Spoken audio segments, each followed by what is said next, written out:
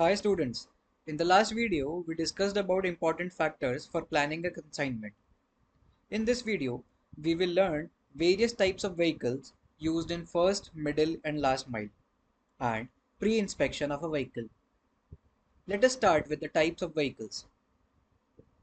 In the first mile, there are two parts as discussed in our earlier videos. One is from consignor to either branch or PC.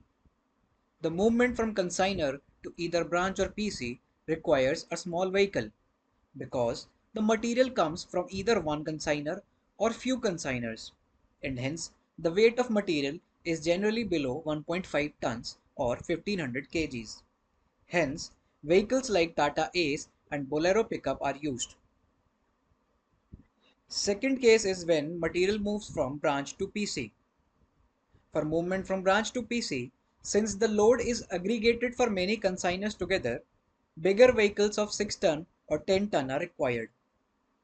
Similarly, in the last mile, for movement of goods from PC to branch, bigger vehicles of 6 ton or 10 ton are required to distribute load, whereas for the movement from PC or branch to consignee, Tata Ace and Bolero pickup are used to deliver load.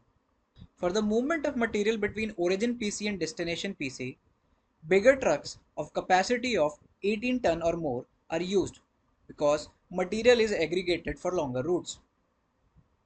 The most common truck used in middle mile has 18 ton capacity and has a length of 32 feet, breadth of 8 feet and height of either 8 or 9 feet depending upon the requirement. Before moving ahead, I would like to ask, have you wondered why do trucks of same company and model have different container size? By container, I mean the area in which material is stored. It is because the truck companies don't provide trucks with containers. Trucks are provided with chassis and containers need to be built in body shop as per the requirement. And just to highlight, truck chassis is the structural framework of a truck designed to support its load and components.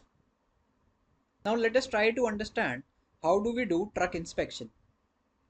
The very first thing that needs to be kept in mind is the leakage. Any leakage in trucks might cause damage to the material. Hence, we need to check all the joints, seals if they are intact. We should also perform visual inspection of floor and wall to check for any holes. Water spray test should also be done by spraying water in the exterior of container and checking if water is seeping inside. Next is tarpaulin check. A tarpaulin is a large sheet of strong flexible material, typically made from waterproof or water resistant fabric. It is applied on container's floor and wall to prevent damage of material from moisture and rust. Next is the availability of cargo nets and its hooks. As we discussed in our earlier slides, cargo nets are important.